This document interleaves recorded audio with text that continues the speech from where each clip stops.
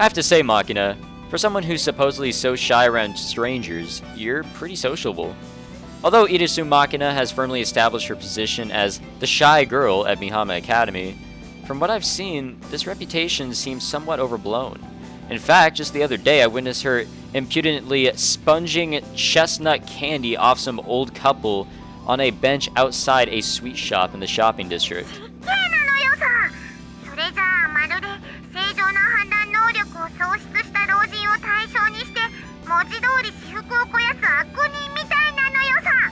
Hey man, you never know. Well, you did in fact proceed to munch away at the chestnuts with a dopey look of bliss on your face. There might have been some snorting and snuffling involved.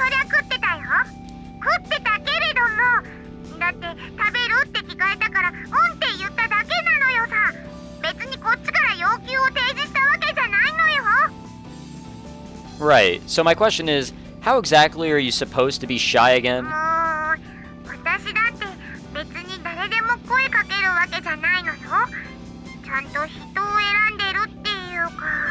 I'm not sure if that's shyness. Come to think of it, it does seem like you're always targeting kind-looking older people.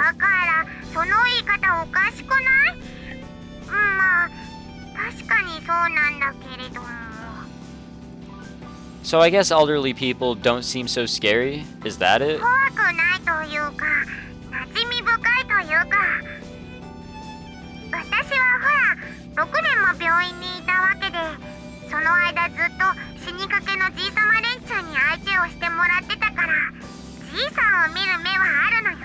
You know, I wonder if we're gonna get some sort of like crazy in-depth backstory like we got with Sachi, so we can like just really see what happened, and then I'll die a little inside, because man, I streamed that section for like the longest time, Sachi's little backstory, and after that I just felt empty.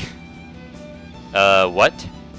So what? Because she spent all the time surrounded by geezers, she never had the chance to pick up the niceties or necessities, or I don't know what that word is, of interacting with people her age, making it awkward to approach them, I guess?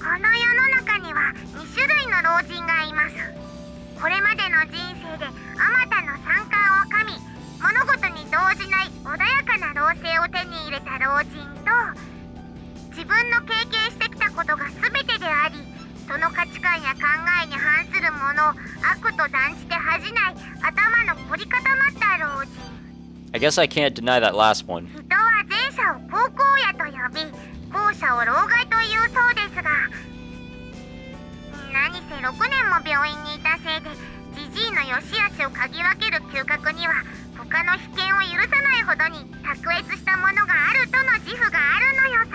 Not sure if that's a useful life skill.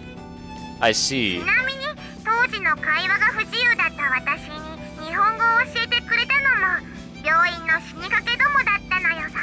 No wonder your shit's so bad. You know, I always thought you had something of the crotchety senior citizen about you. Guess that might explain why you sound so much like an old man sometimes.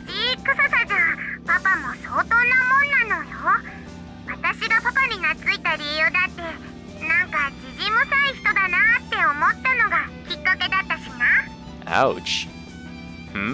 A grandpa? Well, I do get you don't act much like a kid pretty frequently, but this is a first.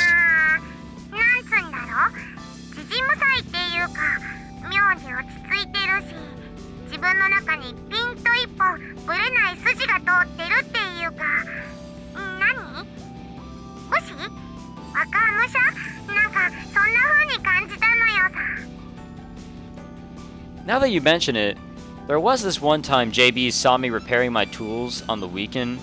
Said, "You look like a Ronin making umbrellas." True enough, I've never disliked jobs that call for a steady accumulation of sober effort, but I can't say I was expecting a comparison to a masterless swordsman living austerely off his handicrafts. About 2.5 hours have passed since our departure from the dorm. We've reached an area I know by sight. No longer even bothering to check the map, I doggedly ride up familiar mountain roads toward our destination. The path begins to narrow steadily. It's still paved, fortunately, but soon it's thin enough to deserve the description of farm road. If a car were to come in the opposite direction, we wouldn't be able to pass each other by. That said, the odds of us running into traffic are pretty much zero. At this point, all we have ahead of us is one lonely cell phone tower and an iron gate guarding the entrance to an obscure national forest. The only people we could possibly run into up here would be maintenance workers for the telecom company, or tourists who have maybe taken a few wrong turns, I suppose. Bobotoro labors up the final stretch of road, straining to carry his 2 passengers up the 15-degree slope, 26 at its worst points. His tappets clank beneath us in a constant chorus of complaint. And finally, after passing 3 sets of faded signboards reading, "Authorized personnel only beyond this point," set some 100 meters apart, the iron gate we're looking for comes into view. We're here, Machina. Machina spreads her legs wide open to push herself over the tandem seat, lowering herself to the ground in a less than refined fashion. Well, she still describes things as a kid, or likes a kid. The girl rubs her tender rear end through her skirt, twirling around like a dog chasing its own tail. Turning my back on her, I insert my key into the padlock on the hefty iron gate. Well, it's technically the country's mountain. My master and I lived in the cabin up here, managing the land. Let's see. Guess it's about a 30-minute walk from here? I'd like to ride up there myself, but I don't think Bobotoro here would handle a rocky slope like this too well. Beyond the open gate, a coarse gravel road continues into the mountain, slanting sharply upward at a good 30 degrees or so. Unless you're driving a 4-wheel drive Jeep or dirt bike with off-road tires, getting a vehicle up this would be pretty tricky. Amane's Bobotoro is a road bike, poorly suited to mountain trails to begin with, and given the ridiculous lowrider remodeling, it'd clearly get its belly stuck in the dirt before climbing 10 meters.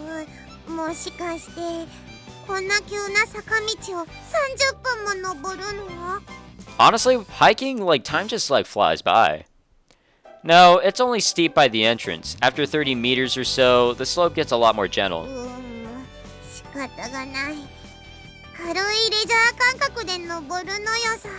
I guess that's all you can really think of it as. I kill Bobotoro's engine, then sling Machina's rucksack over my left shoulder, leaving our friends sitting in first gear in the middle of the road. The 2 of us step past the gate. We're just gonna leave it there? Alright. Damn, dude. We're in the jungle now. Things haven't changed much in my absence from the mountain. As always, the air is thick with the lusty cries of cicadas, but there's no sign of human presence. Apparently, I'm also saying that word wrong. Cicadas, maybe? I honestly don't know. I know the insect exists, but I don't know how to pronounce it, okay? Other than the squawking insects, the only sounds are the crunching of our feet against the gravel and weeds, and Machina's labored breathing, growing quicker and louder with every minute. You alright?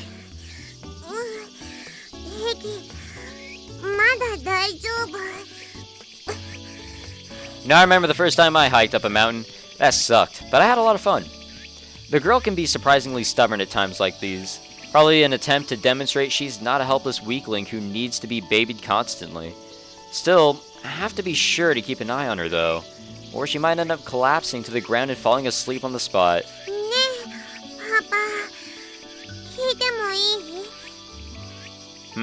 About what?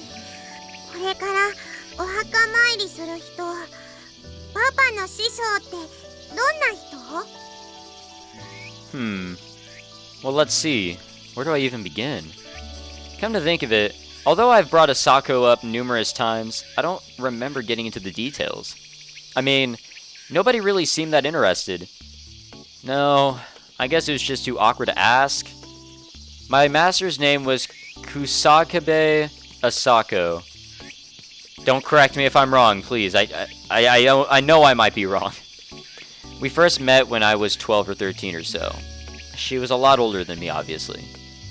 I'd lost my entire family a while before this. At the time, a friend of my dad's had taken me in, but, well, that family friend was what would you call a bad guy. The kind of man who slips through the cracks in the law, profiting off misery and tearing money away from soft-hearted people. The bad guy in question made some enemies on the shadier side of our government. Bit off a little more than he could chew. They decided to bring the hammer down, and the small assault force that invaded the villain's lair, well, mansion, and suppressed it in the blink of an eye was led by my master, Kusakabe Asuko. Why not? Whatever, fuck it. つまり子供の頃のパパを悪者から救い出してくれたのがその師匠なのね。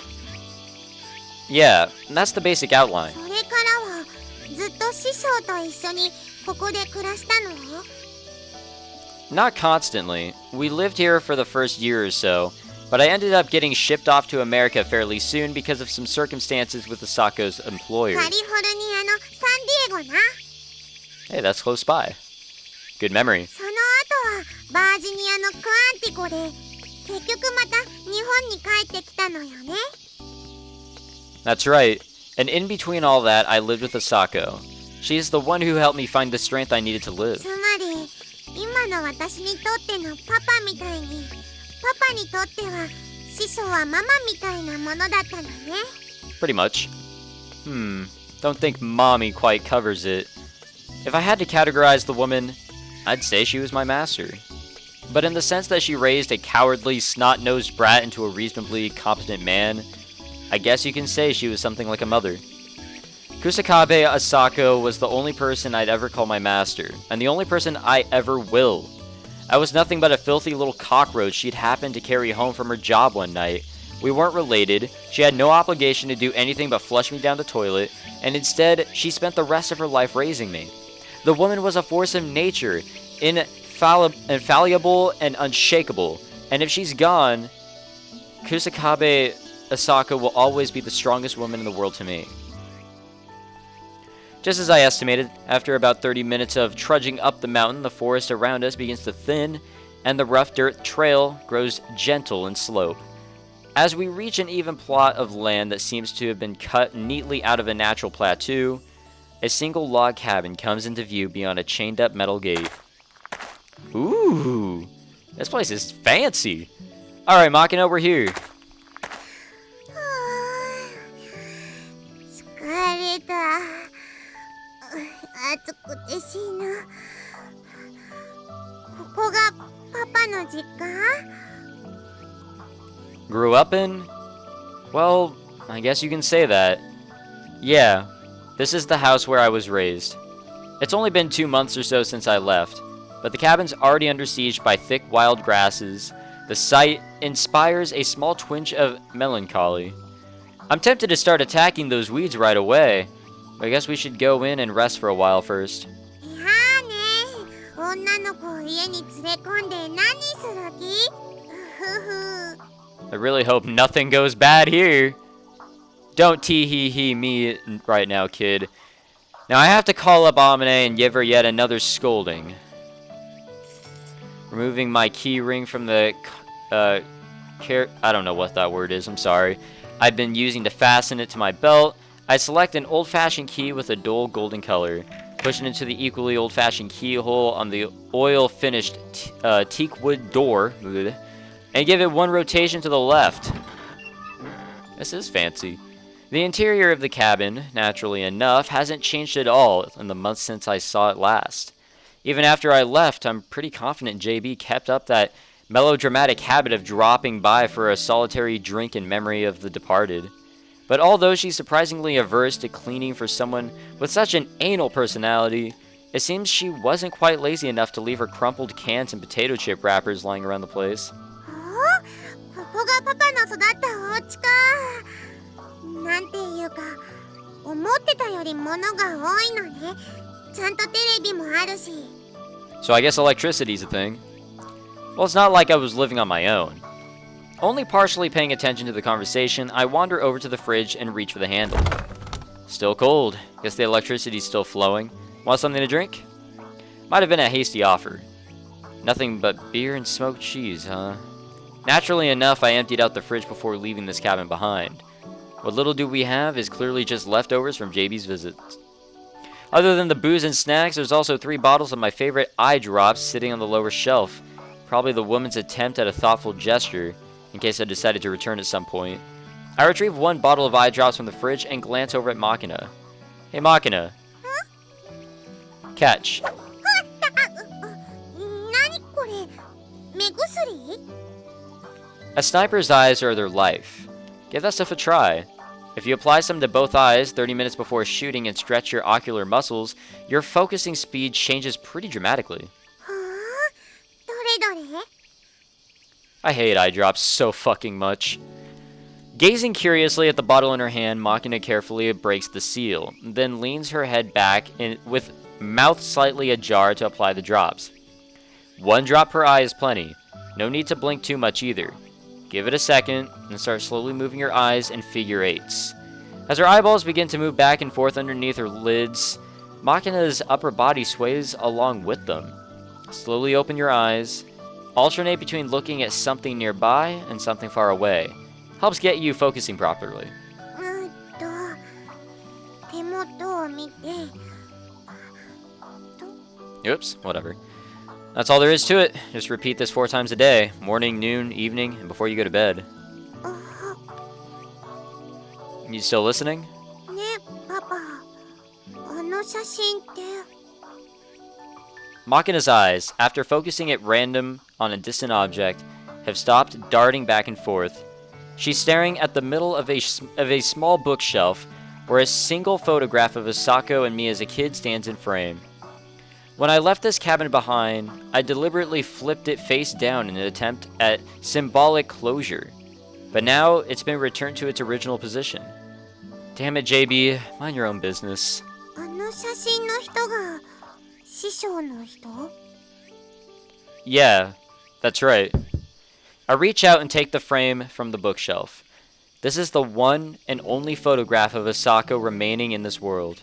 It was taken not long after she first took me in. The day she dragged me off to a zoo in, I don't know what the fuck that place is, on what seemed like a whim. Not really a photograph I want to show off, but... I pass over the frame to Machina, who proceeds to intently contemplate the photo inside. Asako glowers, at the camera, eyebrows furrowed in clear irritation. At her side, a younger me stares coldly at nothing in particular, eyes clouded but glittering with a venomous sheen. I've got a pretty awful look on my face, right? At the time, I was just completely empty. Didn't give a damn about anything or anyone. Pretty much just a dead kid that forgot to stop breathing. I guess Asako got so fed up watching me that she decided to try her hand at babysitting. Not exactly her field of expertise, you understand?